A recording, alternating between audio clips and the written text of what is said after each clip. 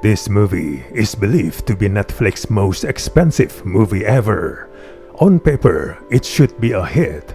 The movie has trifecta of attractive actors: Dwayne Johnson, Ryan Reynolds, and Gal Gadot. It's also an action-adventure movie with a touch of humor. It's got everything you need for the market-oriented recipe of movie making.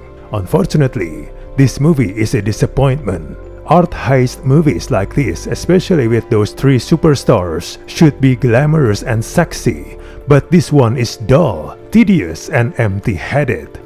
It's an action comedy that's trying its best to copy other better films. It stumbles on its way, misfiring on every conceivable level. It's a film trying so hard to recall the fun of other films that it forgets to have any fun for itself. It just takes sequences from far better films and mushes them all together into some bad dishes. It's a collection of borrowed parts that never integrate into a coherent whole. It's probably the most boringly indistinctive patchwork job we've seen for a long while. Pairing Johnson and Reynolds for a full-length movie makes sense. However, it's clear that what made their scene funny was not just the two actors, it was that they were given funny things to say. That's one of the problems. The script doesn't have any real wit. The chemistry is also non-existent between the principal cast, who all bring along their usual shtick, but little else. The three leads never really ease into a groove. Reynolds' shtick grows increasingly strained as the film wears on, while Johnson's surprisingly dour performance is uncharacteristically charmless. Gadot is a generic beauty with brains criminal, which is too ill-defined to provide much for her to perform. The bromance relationship between Reynolds and Johnson feels strange and forced. The dialogue, even if it's a joke, is tiring and not as engaging as the filmmakers think it is. It's embarrassingly unfunny and rapidly grating.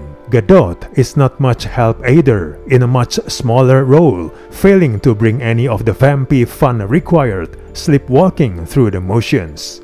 All three leads do nothing to improve the terrible script. The movie really needed a script with a much lighter touch all around. It should have been sexier and smarter, with less action and more original storytelling. Instead, it's a mindless diversion that's blandly familiar, as the characters jump from Rome to Bali to London to Valencia and finally Argentina. The less each scenario feels original or fresh. Our characters have only just arrived in some new exotic place before some loopy plot complication or unwarranted action sequence has thrust them along to the next.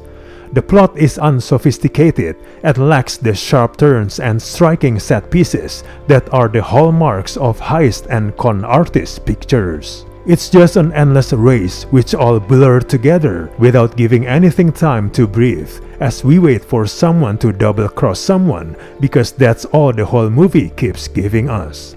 The nonsensical convoluted plot would perhaps be more forgivable if the action were exciting enough. Unfortunately, the action scenes often fall flat. There are elaborate action scenes, like chases on foot, chases by car, and shootouts, but these are unimaginatively conceived and staged. They don't work as plot points either, because you always know who can't get killed and who can't get caught. There's no suspense. In fact, there's no real antagonist of note to hang the stakes of the film on at all, because the movie is more interested in maintaining the moral liquidity of all the characters, so you're left guessing about their true intentions instead of feeling any sense of danger at any point.